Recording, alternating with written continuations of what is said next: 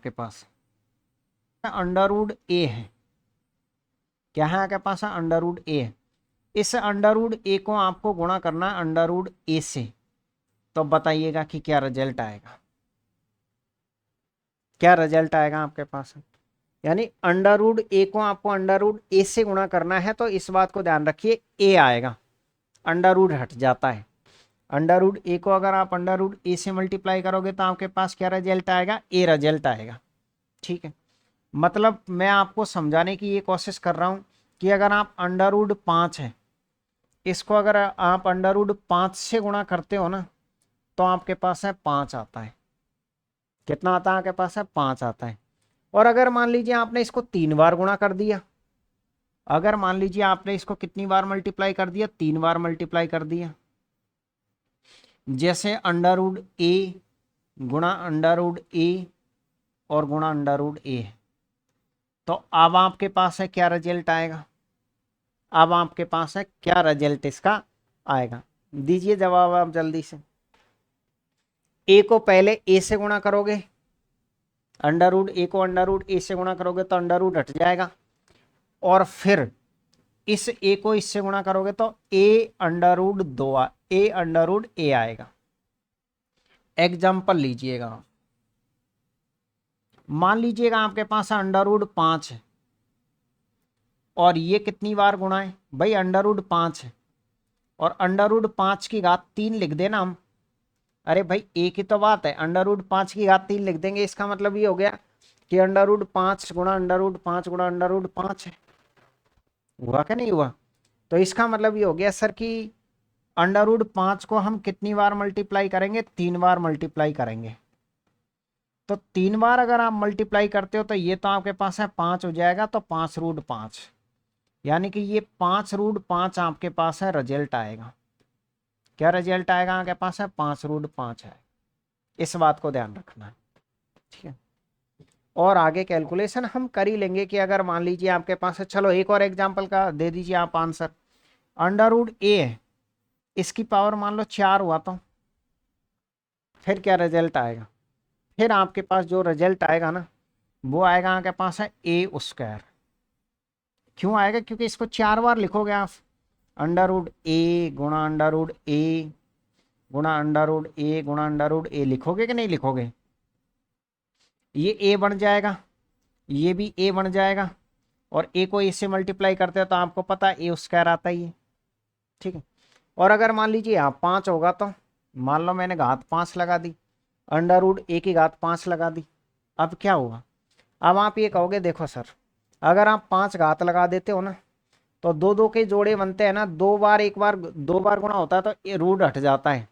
तो इसका मतलब ये हो गया आपके पास है क्या कि ए स्क्वायर तो आ गया आपके पास है 4 की घात तक, और एक बार जो अंडर रूट ए खाली है ना, वो ऐसे कैसे आएगा? तो अगर 5 घात है ना, तो ए स्क्वायर रूट ए आएगा, और अगर मैंने कहा 6 घात हो गई, तो फिर आप ये कहोगे सर एक और अंडर रूट आएगा ना अभी तो यहाँ, तो ये तो पहले से गुणा था ये इससे, तो फिर ए की घात 3 हो जाएगा। ए की घात कितना हो जाएगा आपके पास? है 3 हो जाएगा। उम्मीद कर रहा हूं कि शायद अब आपको कंटेंट जो मेरा है वो अच्छे से समझ में आ रहा होगा। ठीक है, आराम से ईयरफोन लगा के आवाज़ सुनिएगा, क्योंकि आपने देखा कि जो साउंड की जो आवाज़ आ रही है आपके पास है, वो ऐसी नहीं है कि कानों को चिड़चिड़ीपनी सी लगती हो। देखा है कि काफ़ी टीचर्स चिल्ला चिल्ला के पढ़ाते हैं, तो आप ईयरफोन का यूज उनमें नहीं कर सकते हो। जबकि आप देख लीजिए आपके पास है वॉल्यूम को कम तेज करने की ज़रूरत ही नहीं है, क्योंकि ऑलरेडी ही आवाज़ को इस तरीके से मेंटेन की जा रही है, ना तो तेज बोला जा रहा है ना स्लो बोला जा रहा है, ताकि आपका वॉल्यूम एक तरीके से फिक्स रहे और आपको प्रॉपर तरीके से आवाज़ आपके कानों तक आती रहे। और ऐसा नहीं है कि कोई चिल्लाने वाली आवाज़ हो, इसलिए बिल्कुल आराम से 2.5 घंटे 3 घंटे आप आराम से क्लासें ले सकते हो। अगला नियम समझिए फिर। अभी तक आपने देखा कि इनके अंदर की जो संख्याएं थी ना, वो सब जगह समान थी, वो सब जगह क्या थी आपके पास है? समान थी। अब थोड़ा सा हम चेंज करते हैं, यानी कि नियम नंबर 3 में हम क्या करते हैं सर, अंडर रूट ए है ना, इसको हम गुणा करते हैं अंडर रूट बी से, यानी अंडर रूट के अंदर की संख्या हम अलग लिखते हैं। अंडर रूट की संख्या हम क्या लिखते हैं? अलग लिखते हैं। तो अगर ऐसी कोई संख्या तो फिर इसका रिजल्ट क्या आना चाहिए, तो इसका रिजल्ट ये आएगा। अब ये रूट का निशान तो हटने वाला है नहीं है, ये तो जब ही हटता है जब समान टकराते हैं ना तब, अन्यथा नहीं हटेगा। तो अंडर रूट ए गुणा अगर अंडर रूट बी करना है ना तो रूट तो रहेगा और ए भी साथ में आ जाएगा। कैसे आ जाएगा थोड़ा सा और समझो। जैसे मैं कल को आपसे ये कह दूं कि आप अंडर रूट 2 को आप गुणा करिए अंडर रूट 3 से।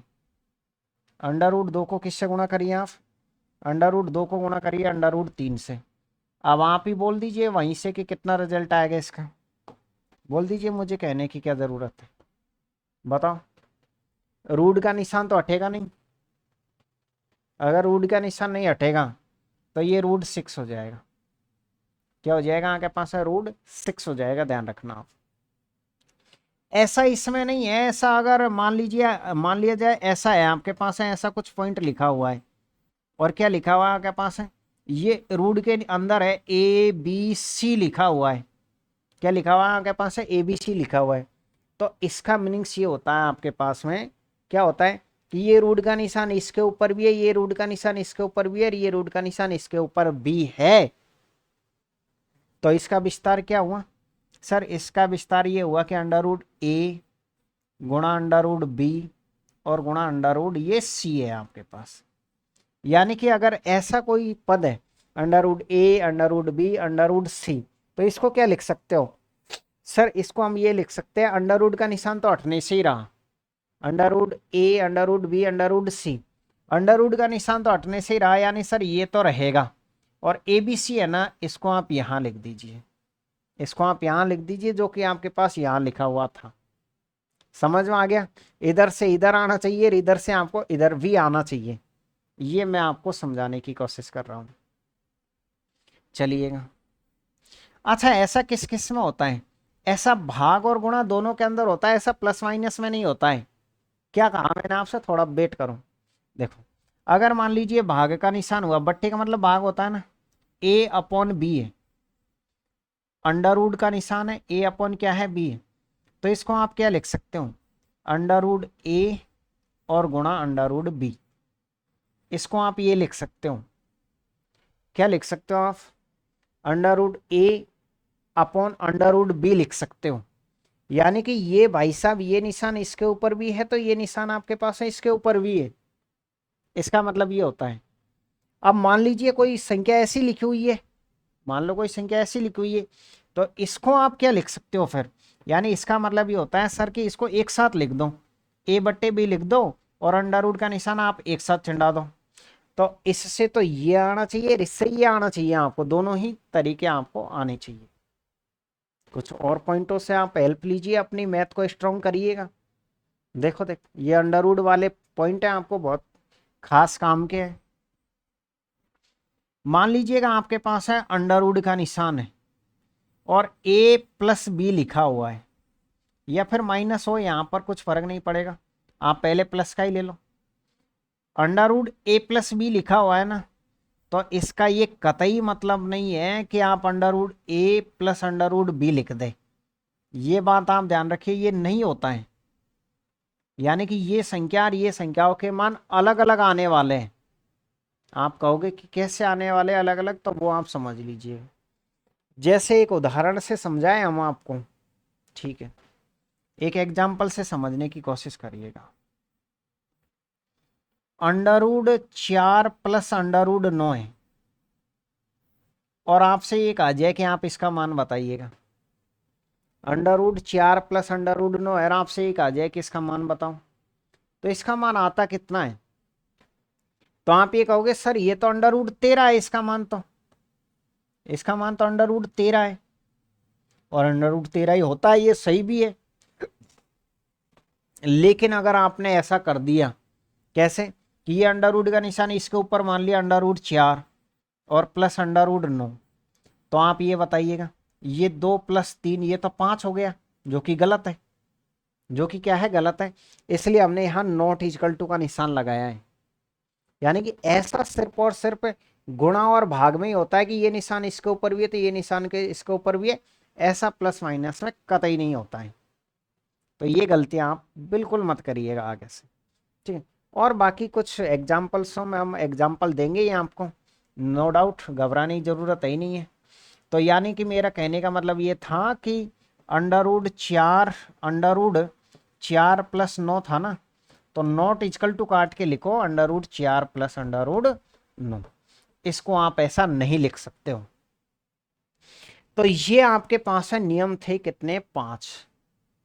अब मैं आपको नियम नंबर 6 में क्या समझाने वाला हूं। तो नियम नंबर जो 6 चलेगा ना आपके पास, वो नियम नंबर 6 में मैं आपको समझाऊंगा वर्गमूल ज्ञात करने की विधियां, या फिर एक तरीके से नियम क्या मान के चलो, आप तो इसको स्टार लगा के लिख दीजिएगा। और पॉइंट अब चलेगा आपके पास है वर्गमूल निकालने की विधियां, वर्गमूल ज्ञात करने की विधियां, वर्गमूल ज्ञात करने की विधियां, ये आपके पास है चैप्टर्स रहेगा। जैसे आपको याद है इससे पहले आपने लेसे में से पढ़ा होगा, तो लेसे में से में भी था ना आपके पास है वो क्या, एलसीएम ज्ञात करने की विधियां। इस तरीके से वर्गमूल ज्ञात करने की